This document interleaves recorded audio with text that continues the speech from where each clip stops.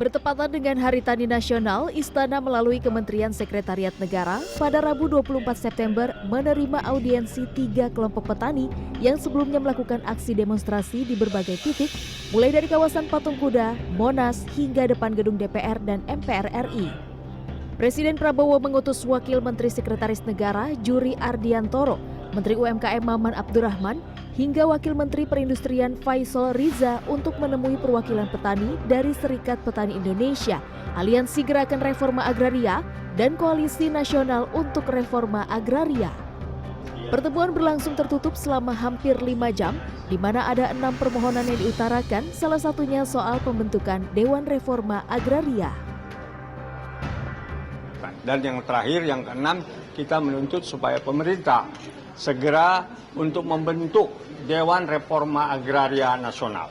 Karena ini supaya sejalan dengan program-program pemerintah yang kuat sekarang ini, ya, untuk menyiapkan makan bergizi gratis, untuk membangun koperasi Desa Merah Putih, ya, dan juga program-program lainnya supaya bisa didukung. Ini harus direformasi.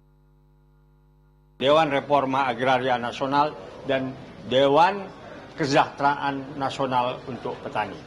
Karena ini penting sekali, sebab tanpa ada dewan ini, ya, kesejahteraan petani dan reforma agraria itu tidak bisa dilaksanakan. Menanggapi hal ini, Wamensesnek Juri Ardianto mengaku telah mencatat masukan-masukan dari petani dan sesegera mungkin akan mencari penyelesaian dengan mengordinasikan bersama pihak terkait.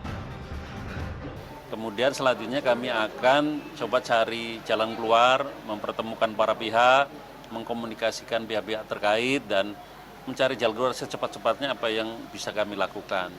Mana yang bisa diambil masalahnya secara cepat, mana yang perlu proses penyelesaian, mana yang mungkin pada akhirnya harus melalui proses yang panjang, pengadilan dan sebagainya. Tapi intinya adalah kami diminta oleh Presiden untuk mendengarkan, menerima apa yang menjadi aspirasi masyarakat. Selain itu, Menteri UMKM Maman Abdurrahman juga menyoroti keluhan petani soal impor pangan dari sejumlah komoditi yang pada akhirnya kerap merugikan petani. Konsekuensi yang akan terjadi apabila pabrik masih melakukan impor tanpa persetujuan Kementerian Perdagangan, pidana. Jadi saya pikir ini bentuk konkret, ini adalah bentuk perlindungan serta respon aspirasi dari pemerintah terkait beberapa aspirasi yang memang sudah berjalan.